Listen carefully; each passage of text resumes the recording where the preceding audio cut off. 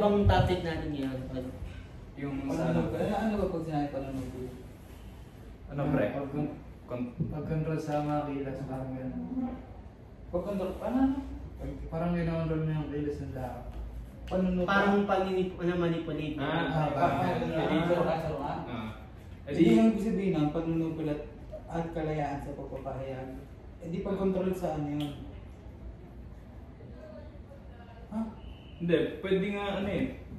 Baka ano yun, mali yung nakalagay dyan. Baka ano yun. Hindi pre. Huwag tumawa. Hindi. Kaya Kaya sa akin binigay yung topic niya kasi parang tinatake advantage ng mga ano, ng mga nakaupo ngayon. Kasi, ayun nga, hindi naman siguro sa pang ano, hindi natin sa pang gaslight, no? Pero ano, makikita mo na, ayun nga, nalilimitahan yung kalayaan natin kapag sasabi natin ng ano, ang nararamdaman natin. Kumbaga pre, pag sila nagkamali pre, parang ang dali lang takpan yung pagkakamali nila. Pero pag tayo nagkamali tol, parang ang sakit sa ano, damdamin na, ayun nga tol, na imbis natin magkasalanan, makukulong agad. Katulad nung sa mga ano pre, maganda yun sa ano pre, maganda example yun sa flood control pre. Yung ano sila, kailangan pa na imbestigahan, ano pa, pag tayo tol. Tapos sa ginawa ng paglalaki, hindi nila nasabing ano, pinipigilan sila. Kung baga mas napakita pa nga nila na mali sila eh. Kasi nga, Gumamit sila ng dahas. oo, kasi kung totoong napipigilan yung ano nila, yung ano ba kakayahan ba sa pagpapahayag? Malayang pagpapahayag. Sa malayang pagpapahayag kasi kung totoong hindi nabibigay yun, dapat hindi sila nakapag-rally. Pero lang din, no? Pero tol, pag ano kaya, yung pag nakaranas kaya tayo ng mapayapang rally tol, papakinggan kaya tayo na nasa taas tol. Sa tingin nyo tol? Hindi rin kasi binigyan niya tayo ng mapayapa. Ito mo, hinayaan sila nun na. Pinigilan sila pero hindi naman parang totally kumbaga hindi naman gumamit ng dahas para pigilan sila sa pagpapahayag nila, di ba? May mga nakapwesto pa nga doon ng mic. Yan. Parang sila lang din gumawa ng kakaano nila, ng kumbaga ikakasama nila kasi doon na nga mismo. Ayun, parang kaso hindi rin sila pinakinggan. Yun lang. Kaya siguro nauwi nga lang din sa gulo, kaya kasi mas mahirap sila pakinggan nga. Ano sa lobby. Ano bang topic natin parang nga Medyo nga na rin. Pero meron naman silang magagandang nasasabi. Pero pinapatahimik lang din sila either pagpatay, kinukulong, mga ganun. kumbaga parang tinatakot sila pre, parang hindi sila mapagsabi ng mga nalalaman nila pre. Once na nagsalita sila ng nalalaman nila pre, it's like na tawag silang patayin sila o patayin yung pamilya nila pre. Kahit naman gano'n mo ilabas ng saloobin mo, madami ang babali, tsaka syempre. Hindi lahat maniniwala pero kaya kang pakinggan lahat pero hindi ka kayang paniwalaan. Hindi ka kayang unawain, gano'n. Kaya nasa sa'yo na lang din yung kung gusto mo lang maglabas talaga ng saloobin, no? May gusto kang mangyari sa paglalabas mo ng saloobin kasi doon din nagmumula yung yung kumbaga yung hidwaan o kaya yung karahasan kasi sobrang libre naman magpahayag pre. Wala namang pumipigil sa'yo, di ba? Kaya lang siguro nagkakaroon ng karahasan kasi gusto mong yung sinasabi mo mangyari. Pero yung pinag-uusapan kasi natin, kumbaga yung pagpigil, di ba? Halos, hindi kung sasabihin natin sa madaling salita, pagpigil sa kalayaan ng pagpapahayag. Malayang pagpapahayag. Ayun nga, malayang pagpapahayag. Nangyayari naman kasi yun eh. Kumbaga tayo pwede tayo maglabas ng Saloobin natin. i-hide natin.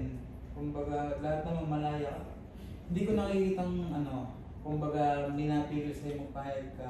Depende lang kung may magpatahimik sa'yo. Kumbaga gano'n. Kumbaga pagkasalita ka lang, papatigilan ka na.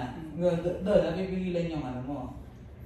Pero sa nangyari kasi doon sa rally, hindi sila pinatigil, pero hindi sila pinakinggan. Yun nga. Siyempre tol, parehas kayong yung nilalahad nyo eh. Sabagay. Diba? Parehas nga kayo ng gusto, kaya kayo lang nakapag-intindihan. Tulad lang. Kahit gano'n ka lang sumbalos mo, wala ding mangyayari kapag sinasabi mo, nalusot lang din sa kabila. Ayun nga, yun nga yung pinaka-pinag-uusapan natin eh. Yung yung panunugil sa kalayaan ng totoo. Masyado na nating kontrolado. Kahit nga sabihin mong magrarally ka, kaya mo sabihin lahat. Pero hindi naman ibig sabihin sasabihin mo na lahat. Mm. Kasi may mali lang na masabi doon. Pwede kang maulong. Focus na agad yan. Oo, pwede kang Imahe, maulong. sa imahe Pwede mo. kang po. Oo. Oo, yun, imahin mo nga. Imahe mo. Ang dami pa naman artista nun. Oo. Talaga ka.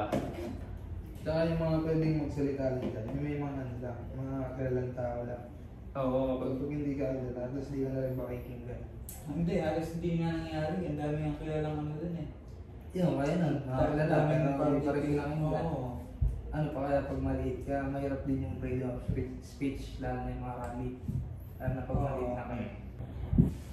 Ba't yun naiyak? Pero yun nga, tingin ko naman hindi naman talaga nalilimitahan yun. Depende na lang yun sa pakikipag Oo. sa pakikipagtalastasan mo. Sa ano nga eh, sa kanta nga. Ayun, halimbawa ano na rin yun. Oo. Ayun, wala namang pinipigilan sa kanta, di ba? Ay hindi, may mga ilang nababang na kanta kasi. Katulad ng sa Mats, di ba? Oo, Masyado explicit na. Masyadong ano yun. Kumbaga parang pinakakinggan niya yung nasa taas, pre. So yung nasa taas, pre, pinatigil yung kanta niyo. Siyempre, natatawanan si Dato. Kaya ayun, hindi ko nakikitang nalilimitahan sa hindi ko nakikitang nalilimitahan yung pagpapahid natin o kaya napipigilan yung pagpapahid natin.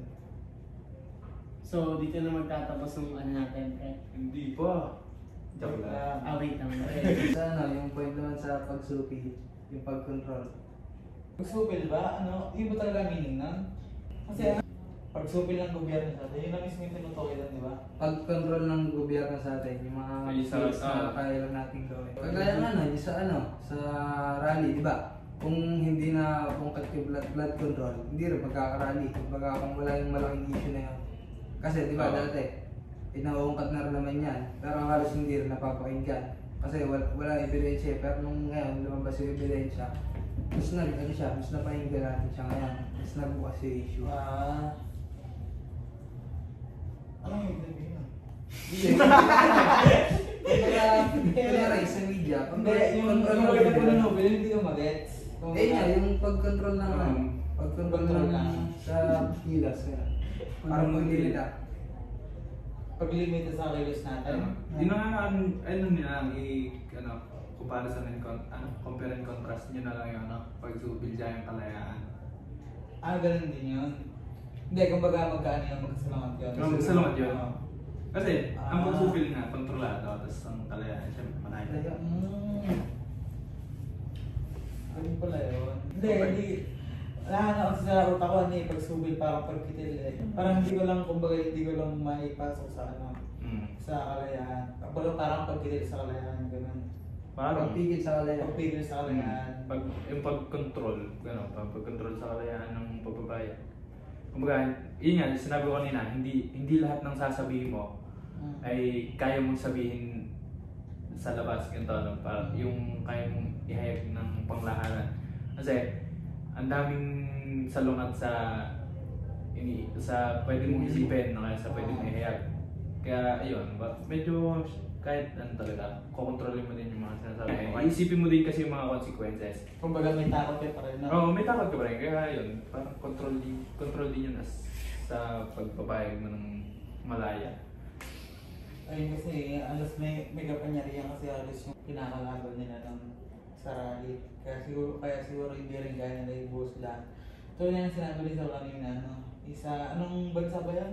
Sa Nepal, sa Indonesia. Oo, ayun talaga. Yun yung masasabi mong walang pumigil. Oo, Kasi sabi na, hindi hindi magpapigil. Pwersa yun. Oh, persa, yun ang persa. Hindi yung tulad dito na mga takot din pala, Kaya mo na nakompronta, tsaka nahuli sa isa. Wala mo lang tumayo sa Bagang totoo. Hindi, wala man lang kumbaga wala man lang stick sa hindi nila pinangatawanan yung pinunta nila dun eh. Hindi, parang lang. Alam mo yung stylizor, yung galaw sila na yung magbabasag ka ng mga gamit. Parang gano'n lang. Eh nga pre, parang wala din kasi, alam ko yung pinaparating nila, pero wala sa hulog yung ginawa nila. Ang layo sa totoong paraan. Oo pre, gusto mong madinig, pero ang ginawa mo, nagbasag ulo ka.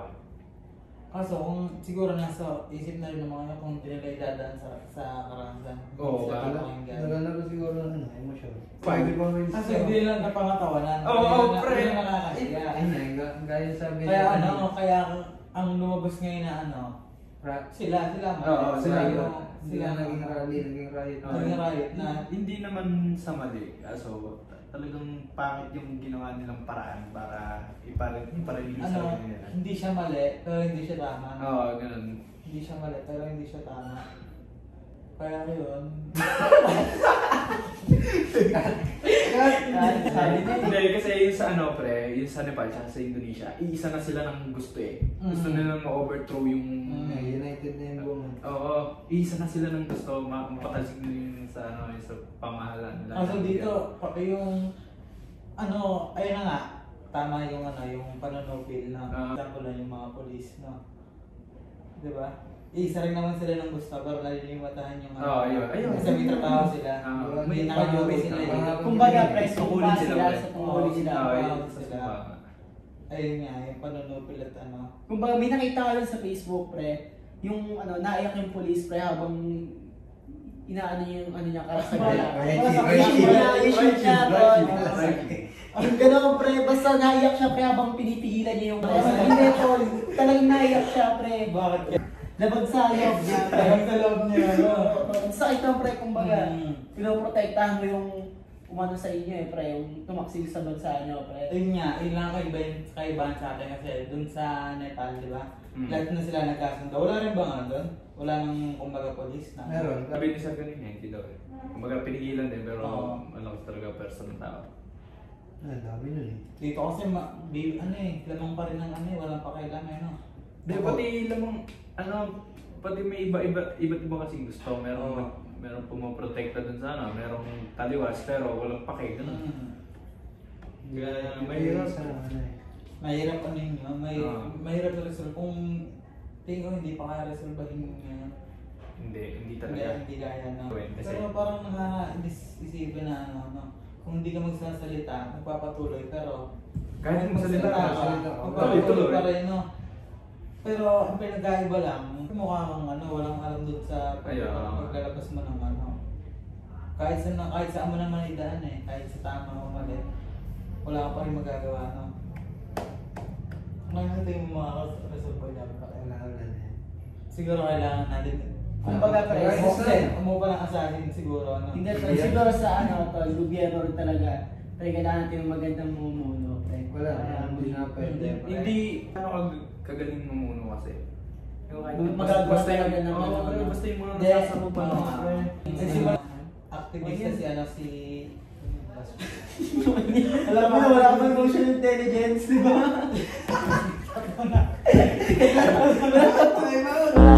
Wala ka bang emotional intelligence? Tayong tao. Yung outro.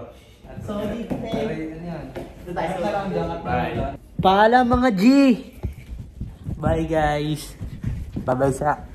Palaman!